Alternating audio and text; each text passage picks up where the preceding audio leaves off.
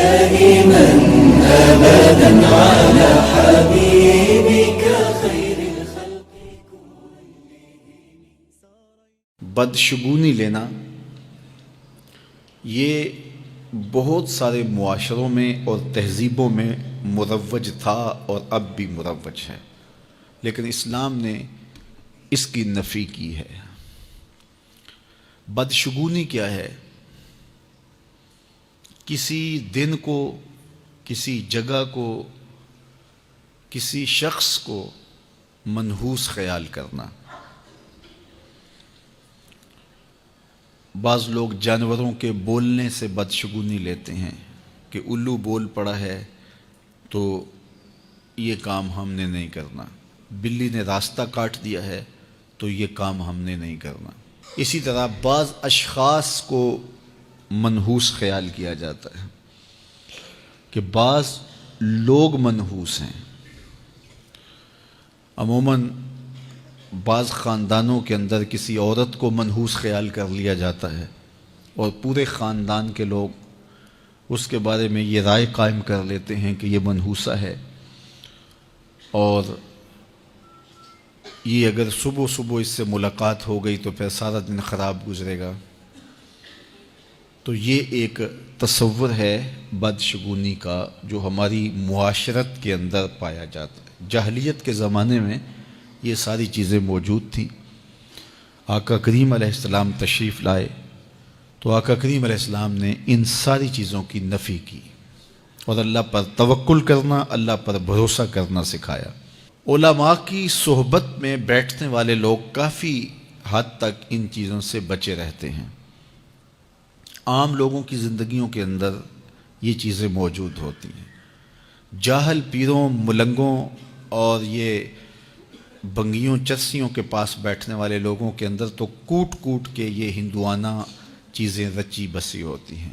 اس لیے ہمیں شریعت بیضاء کے مطابق ہی اپنی زندگی گزارنی چاہیے اور اپنے نظریات شریعت سے ہی لینے چاہیے۔ اہل علم کی صحبت میں بیٹھنے سے نور ملتا ہے اور حقیقی رستہ نصیب ہوتا ہے۔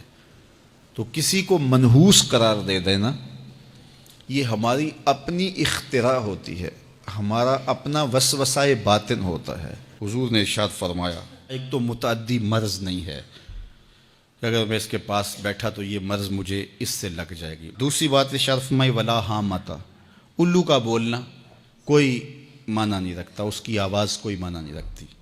تیسری بات فرمائی اور نہ ہی ستاروں کی کوئی تاثیر ہے کہ فلاں ستارے کا یہ اثر ہے۔ اقبال کہتا ہے یہ ستارے میری قسمت پر کیسے اثر انداز ہوں گے جو خود افلاک میں زار و زبوں گھوم رہے ہیں۔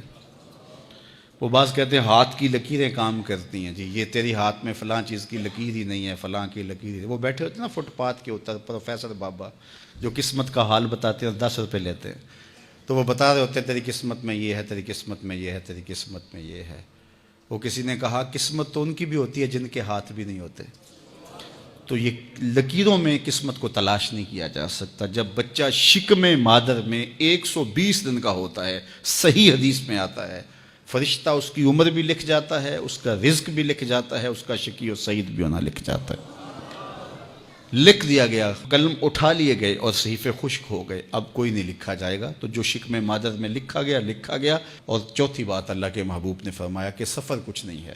یعنی کچھ لوگ کہتے ہیں یہ جو سفر کا مہینہ ہے یہ بہت ہی سخت مہینہ ہوتا ہے اور ان دنوں کے اندر سفر نہیں کرنا چاہیے، ان دنوں کے اندر شادی نہیں کرنی چاہیے، ان دنوں کے اندر اگر شادی کی جائے تو وہ شادی کامیاب نہیں ہوتی، اس لیے کہ یہ مہینہ منحوس ہے۔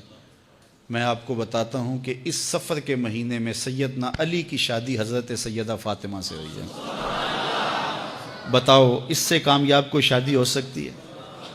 کوئی کہتے ہیں جی اس مہینے میں اگر شادی ہو تو اولاد نہیں ہوتی۔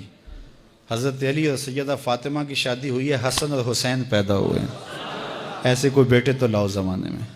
حضرت زینب رضی اللہ تعالی عنہا اور حضور کی شادی ماہ صفر المظفر میں ہوئی ہے۔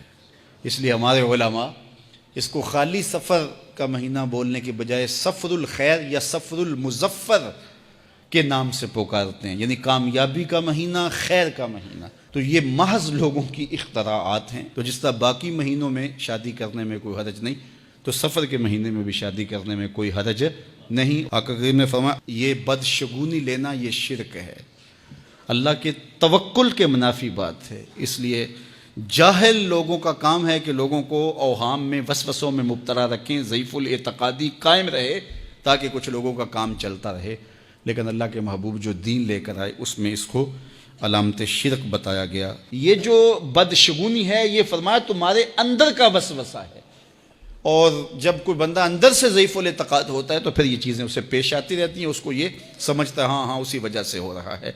تو یہ چیزیں انسان کی زندگی پر بہت زیادہ اثر انداز ہوتی. اللہ مجھے آپ کو اپنی رحمتوں کے حصار میں رکھے. کاش کہ ہم کتاب اللہ کو اپنی زندگی اور اپنے شب و روز میں خضر راہ بنا لیں.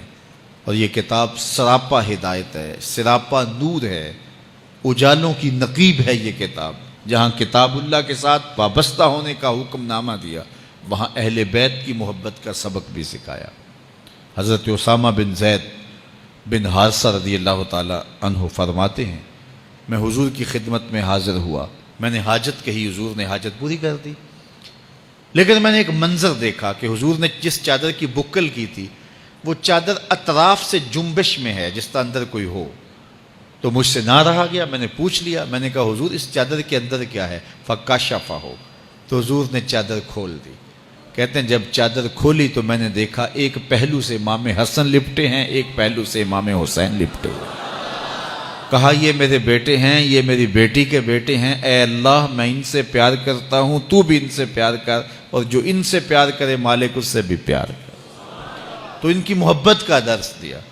فرمایا احب اللہ لما یغزوکم من نعمہ، اللہ سے پیار کرو کہ وہ تمہیں نعمتیں عطا کرتا ہے، اور میرے سے پیار کرو میں تمہارے رب کا بھی محبوب ہوں. اعظم کی قبر پہ اللہ کروڑوں رحمتوں کا نزول کرے. کیا کمال کہہ گئے، اپنا معیار زمانے سے جدا رکھتے ہیں، ہم تو محبوب بھی محبوب خدا رکھتے ہیں. فرمایا مجھ سے پیار کرو میں تمہارے رب کا محبوب ہوں. اور تیسری بات پھر میرے حضور نے فرمائی وَأَحِبُّ أَهْلَ بَيْتِي لِحُبِّي، اور میرے اہل بیت سے میری وجہ سے پیار کرو کہ وہ میرے اہل بیت ہیں. اور اس کی ترغیب دی اور اس کے لیے تحریص دلائی. بلکہ حضور نے ان کے فضائل بیان فرمائے، مناقب بیان کیے، ان کی عظمتوں کو بیان کیا. لوگوں کے سامنے ایسے اعمال ہیں حضور کے جس سے اہل بیت کی محبت دل میں پیدا ہوتی. ممبر پہ بیٹھے ہیں میرے حضور، امام حسن اور امام حسین آ رہے ہیں، حجرہ فاطمہ سے نکلے، چھوٹے بچے ہیں، کبھی گرتے ہیں کبھی سنبھلتے ہیں. حضور ان کے لیے خطبہ چھوڑ کے لینے کے لیے چلے جاتے ہیں. اللہ اکبر. حضرت عبداللہ بن شداد کہتے ہیں کہ آقا کریم تشریف لائے تو حضور کا مبارک نواسہ حضور کے ساتھ تھا، شہزادہ ساتھ تھا. نماز کا وقت ہوا، اقامت ہوئی، حضور نماز پڑھانے کے لیے کھڑے ہوئے. تو جب سجدے میں گئے تو حضور نے سجدہ اتنا طویل کر دیا کہ صحابہ کو لگا جیسے اللہ کا امر آ گیا ہے، یعنی حضور علیہ السلام وصال کر گئے یا پھر حضور پر وحی کا نزول ہو رہا ہے. سجدہ طول پکڑتا جا رہا ہے. حضرت شداد بن حاد کہتے ہیں کہ میں بھی نماز میں تھا، خیر میں نے سجدے سے سر اٹھا کے دیکھا تو کیا دیکھا کہ شہزادہ حضور کی پشت پہ بیٹھا ہوا ہے. خیر نماز ختم ہوئی تو صحابہ نے عرض کی یا رسول اللہ ہم تو سمجھے تھے شاید اللہ کا امر آ گیا یا وحی کا نزول ہو رہا. تو آقا کریم علیہ الصلوۃ والسلام نے ارشاد فرمایا کہ یہ میری پشت پہ بیٹھا تھا. ان کی دل جوئی کے لیے حضور سجدے کو طول دے رہے ہیں. میں ایک جملہ یہاں کہنا چاہوں گا، یہ لکھا گیا نا کتابوں میں کہ نبی کا خیال آئے تو نماز ٹوٹ جاتی ہے. یہ کہنے والوں نے کہا، لکھنے والوں نے لکھا، اس پہ عقیدے بنے. میں بات نہیں کرتا کہ کون تھا، کس نے لکھا.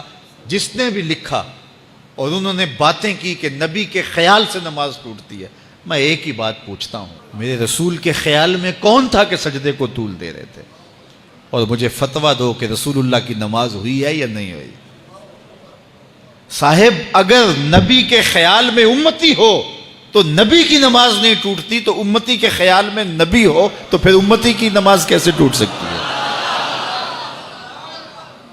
باقی رہی بات خیال کی، آؤ بخاری اٹھاؤ، حضرت کعب بن مالک رضی اللہ تعالیٰ عنہ، یہ کون سے صحابی ہیں جن کی بخشش کا اعلان، توبہ کا اعلان اللہ نے قرآن میں کیا ہے۔ حضرت کعب بن مالک کہتے ہیں اصلیو قریبا منہ، جب میں کھڑا ہوتا حضور کے قریب ترین کھڑا ہوتا۔ کیوں قریب کھڑا ہوتا؟ فَأُسَارِقُهُ النَّظْرَ، اس لیے کہ نماز بھی پڑھتا رہتا، چوری چوری حضور کی دید بھی کرتا رہتا، نماز بھی ہوتی رہتی، رخ مصطفیٰ کی دید بھی ہوتی رہتی۔ حضور نے سجدہ لمبا کر دیا حسین کے لیے اور منبر چھوڑ دیا، پھر حسین نے بھی اس کی لاج نبھائی نہ کربلا۔